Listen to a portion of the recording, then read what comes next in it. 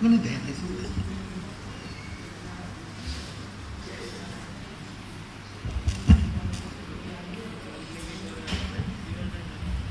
আউযু বিল্লাহি মিনাশ শাইতানির রাজীম। বিসমিল্লাহির রহমানির রহিম। বিসমিল্লাহির রহমানির রহিম। বিসমিল্লাহির রহমানির রহিম। মাননীয় সভাপতি, মঞ্চে উপস্থিত আমার বন্ধুরা এবং গুণীজন, আমি কিন্তু আজকে বক্তব্য দেওয়ার জন্য আসি নাই। আমার শরীর খুব বেশি ভালো না, আমি বেশি কথা বলতে পারবো না, মনের কথা বলতে পারবো না।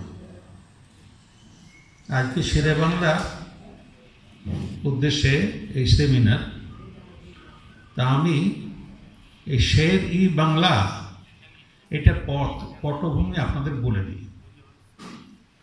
40 সালে যখন লাহোর প্রস্তাবের প্রস্তাবনা পাঠ করলেন শেরে বাংলা একে ফজলুল হক,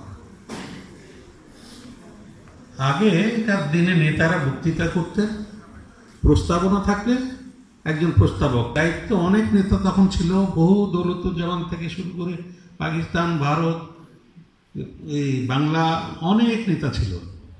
তার মধ্যে উনাকে প্রস্তাবনা পাঠ করার দায়িত্ব দেওয়া হলো। উনি প্রস্তাবনা পাঠ করলেন, পত্রিকায় সেই প্রস্তাবনা পাবলিশ হলো।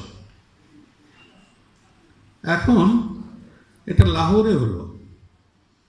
লাহোরে শব্দ হলো পাঞ্জাবি, বেলুচি, সিন্ধি, এরাই বেশি। ওরা এই প্রস্তাবনা পত্রিকায় দেখে খুব উল্লসিত হলো। আর